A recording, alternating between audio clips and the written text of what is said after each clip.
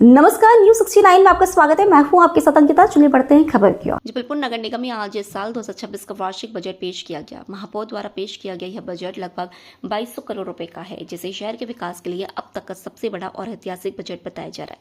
हालांकि बजट सत्र के दौरान सत्ता पक्ष और विपक्ष के बीच भारी तनातनी देखने को मिली। बजट भाषण शुरू होते ही कांग्रेस पार्षद दल ने सदन से वॉकआउट कर दिया और बजट का पूर्ण बहिष्कार किया। बजट पेश होने के बाद मीडिया से बातचीत करते हुए महापौर जगत बहादुर सिंह अन्नू ने कांग्रेस के इस कदम की कड़ी निंदा की। उन्होंने कहा, जबलपुर के इतिहास में आज पहली बार 2200 करोड़ का भव्य बजट पेश किया गया है, जो शहर को महानगर बनाने की दिशा में एक बड़ा कदम है। लेकिन बेहद दुखद की बात है कि कांग्रेस पार्षदों ने बजट सुने बिना ही इसका बहिष्कार कर दिया। यह न केवल परंपरा का उल्लंघन है, बल्कि शहर की जनता के साथ भी विश्वासघात है। साथ ही उन्होंने कहा कि कांग्रेस पार्षद दल के इस कदम के लिए जबलपुर की जनता उनको कभी माफ नहीं करेगी। जबलपुर से वाजिद खान की रिपोर्ट। जी, कितने दिन के लिए समय दिया जी? आज माननीय महापौर जी के द्वारा 2026-27 का बजट सदन में प्रस्तुत किया गया। इसमें चर्चा हेतु 13 अप्रैल की तिथि तय हुई है। बहुत लंबा समय दिया सम्मानित पार्षदों को कि अच्छे से अध्ययन कर लें और फिर उसमें जो वो अपने सुझाव रखेंगे उन सुझावों को जोड़ते हुए बजट को पास किया जाएगा। मैं माननीय महापौर जी को बहुत बहुत शुभकामनाएं देता हूँ। 21 अरब 66 करोड़ रुपए की राशि का ये बजट आने वाले वर्ष में जबलपुर की दिशा और विकास की दृष्टि से बहुत महत्वपूर्ण साबित होगा। हम सभी मिलकर आने वाले समय में गौर नदी का संवर्धन करेंगे। खिरेनी घाट में एक अच्छा घाट बनेगा, बटौली के काली घाट में अच्छा घाट बनेगा। साथ ही साथ 2 नई टंकियों को भी माननीय महापौर जी ने दिया, एक पूर्व विधानसभा में, एक कैंट विधानसभा के अंदर बटौली दुर्गानगर में। मैं माननीय महापौर जी को इस बजट की बहुत बहुत शुभकामनाएं, बहुत बहुत बधाई देता हूँ। विपक्ष वॉकआउट करके चला गया था। हाँ, जब माननीय महापौर जी बजट प्रस्तुत कर रहे थे तो विपक्ष के साथियों के द्वारा लगातार हो हल्ला किया जा रहा था। उनको मैंने बहुत प्रयास किया कि आप बजट को श्रवण करें और जब समय आएगा तो उसमें अपना पक्ष रखें, पर माननीय साथी माने नहीं और फिर वो सदन से बाहर चले गए।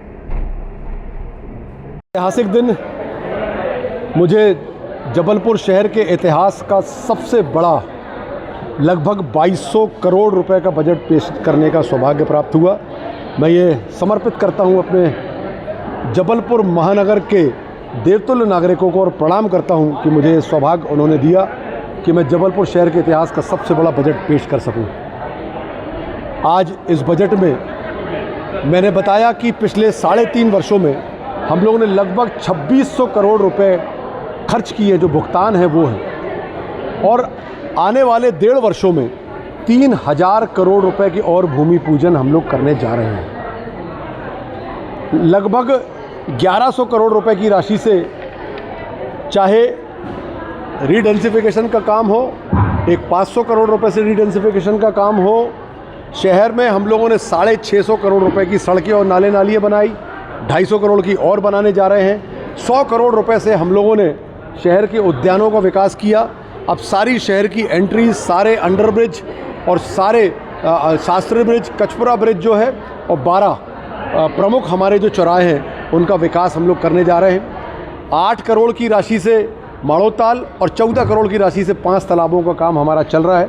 गौर नदी को हम लोग पुनः नई स्थिति में लाने वाले हैं। 222 करोड़ रुपए की राशि से हम लोग वाटर हार्वेस्टिंग, तालाबों का उन्नयन और जो कैचमेंट एरिया है उस पर कैसे हम लोग पानी को रोकेंगे, और जो जल प्लावन होता है उसमें जितने भी नाले हैं उन सभी नालों को 125 करोड़ रुपए की राशि से बनाने के लिए हम लोग काम कर रहे हैं। चाहे वो शमशान घाट हो, चाहे स्विमिंग पूल हो, चाहे एक अंतर्राष्ट्रीय स्टेडियम हो, ये सारे काम इस वर्ष हम लोग भूमि पूजन निश्चित तौर पर करेंगे। 1000 लोगों को रोजगार के लिए 500 डेली नीड्स के पार्लर का काम शुरू हो गया है, वो बहुत जल्द पूरे शहर में लग जाएंगे। ऐसे अनेकों कार्य हैं जो पिछले वर्षों में हम लोगों ने किए हैं और आने वाले वर्षों में करने जा रहे हैं। सामाजिक समरसता को लेकर भी और सामाजिक ताना बाना बुनने के लिए भी। सिर्फ विकास नहीं, चाहे स्वच्छता में हम लोग का 5वां स्थान आया, चाहे एयर क्वालिटी में देश में 2रा स्थान आया, हम लोगों ने ऐसे बहुत सारे और काम किए जिसमें देश में हम लोग अकेले हैं। निश्चित तौर पर माँ नर्मदा पे एक भी बूंद गंदे नाले का पानी नहीं मिलता, साफ़ पानी अब मिलता है। ऐसे बहुत सारे सौभाग्य इस कार्यकाल में करने को हम लोगों को मिले हैं। 4था बजट पेश किया है, एक बजट और पेश करने का हम लोगों का मौका मिलेगा। जबलपुर शहर महानगर बन चुका है और आने वाले समय में हम लोग सौंदर्यीकरण पर ध्यान दे रहे हैं। यातायात पे ध्यान दे रहे हैं। सारी चीज़ें इस बजट में ली हैं। पिछले 3.5 वर्षों में एक भी रुपए का कर्ज हम लोगों ने नहीं लिया और पिछले 3.5 वर्षों में एक भी रुपए का टैक्स भी हम लोगों ने नहीं बढ़ाया। निश्चित तौर पर आगे चलकर आत्मनिर्भर नगर निगम बनाने के लिए हम लोग लगे हुए हैं और उसमें सफलता भी हम लोग को हासिल होगी।